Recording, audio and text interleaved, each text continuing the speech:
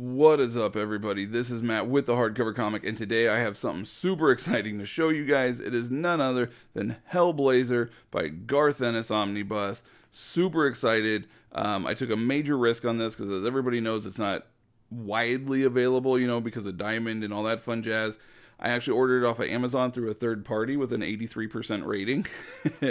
But they had it for a good price, and I really wanted this book, so I took a gamble, and it truly was a gamble, because when I got the book, it arrived in a plastic bubble sleeve. That's it. No box, no nothing. Just a plastic bubble sleeve. And I was like, are you kidding me? Luckily, the only damage really came to the top of the dust jacket here that you guys can see, but for the price I got it at, taking a risk on a third-party seller through Amazon, it's okay. I got the book. I'm happy. I'm excited. And I get to show it to you guys, which is super cool. So, amazing artwork throughout, especially on all the covers. The design of the book I'm super happy about. If you guys are wondering why the dust jacket's already off, it's because I'm having to do this one-handed. Because, again, we're shooting old school. Because I really need to get a tripod, that's why.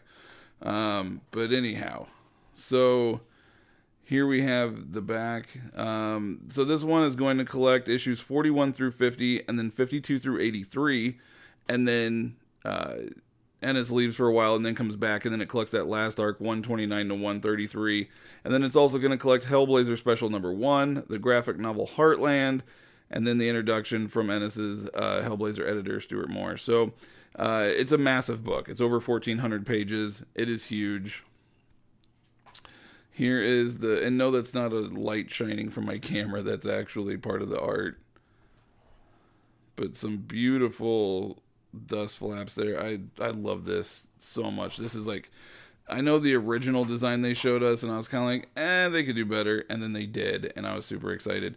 And if you guys will notice, the one thing that I dislike about this is that it says DC Black Label. It doesn't say Vertigo, which I understand Black Label basically is today's Vertigo, but at the same time, when this was written, in the late 80s, early 90s, this was not Black Label, this was Vertigo. It should have the Vertigo label, even though it's a now defunct whatever, so that's a little bit of a disappointment, but it does have the DC Black Label. Alright, so once you get the dust jacket off, you have this beautiful Glenn Fabri cover art here from 94, which I absolutely adore. I love Glenn Fabri, all of the Preacher covers he did, all of the Hellblazer covers he did. Just the way that man paints is incredible. I absolutely adore Glenn Fabri. The spine is the exact same as what you get on the dust jacket, which that is it's the logo, but it's really bright and vibrant, and I like that a lot. Oh, this book is heavy, so I'm doing this one-handed. Gotta be careful. And then here's the back. Some more Glenn Fabri art for the back of the book. DC did such an amazing job designing this book. I don't know if I could have asked for anything better. I truly love what they did, to be honest with you, minus the Black Label versus Vertigo. So once you crack this bad boy open, it does have the black end papers, which I think make the book look really classy. Really awesome title page.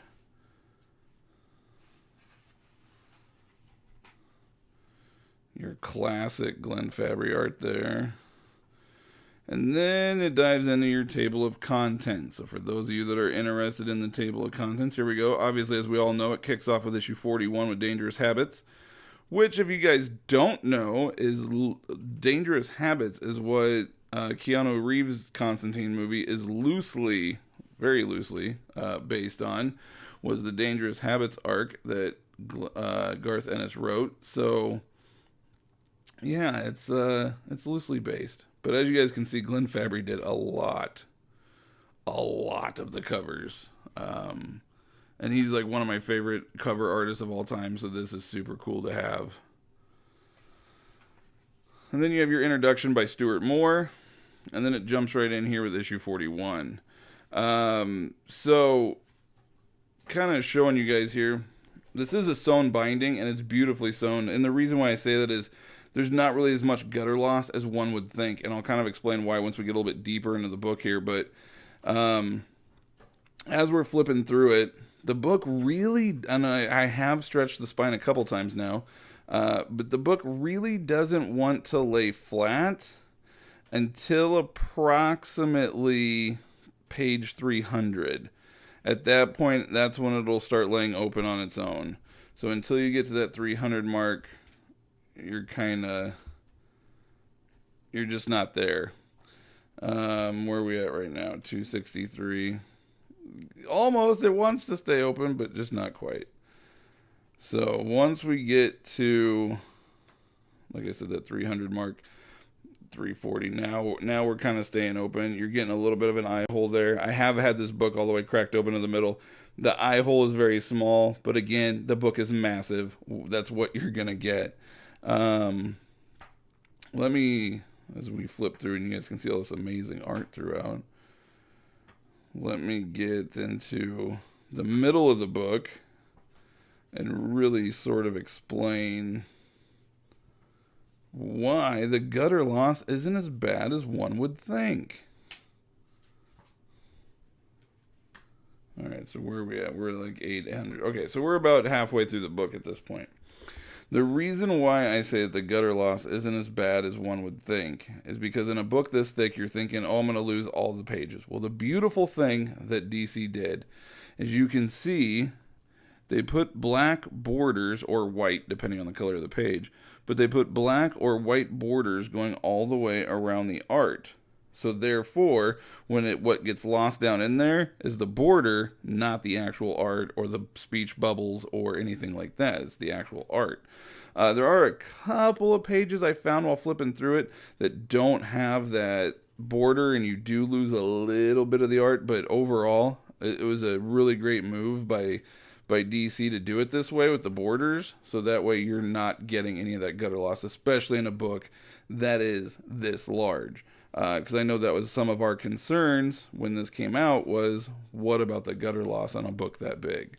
So I am very happy to report that while it may be uncomfortable to read, because it's so big, you're going to have to lay it on a table and hunch over, that aside, it's you don't have to worry about gutter loss, so that's really nice, and I'm very, very pleased and very, very happy with that. So yeah, there you guys have it, man. The Hellblazer Omnibus. Are you guys going to be picking it up? Let us know. Are you guys going to wait till it's a little bit less expensive? Are you going to wait till it hits IST? Are you guys going to try to dive into it now, or did you guys already order it and you're just waiting on it to get to you? Oh, see, now it's wanting to close. Let us know in the comments what you guys think, and if you guys are going to be picking this up. This is a book that I have been waiting for a very long time. A lot of us Hellblazer fans were hoping for a chronological, 1 through, 10, 12 volume, whatever it would be for the 300, but it's DC. They're doing it by author, and Garth Ennis is probably the most well-known author on Hellblazer, so I guess it would make sense why they would go with him. Plus, he's arguably the best to boot, so, and fingers crossed I'll still get to meet the man in August. I'm going to have him sign this and my Hitman binds. I was trying to get to the back here to show you guys there's some cover galleries here in the back. I love that one. So good. So incredibly good.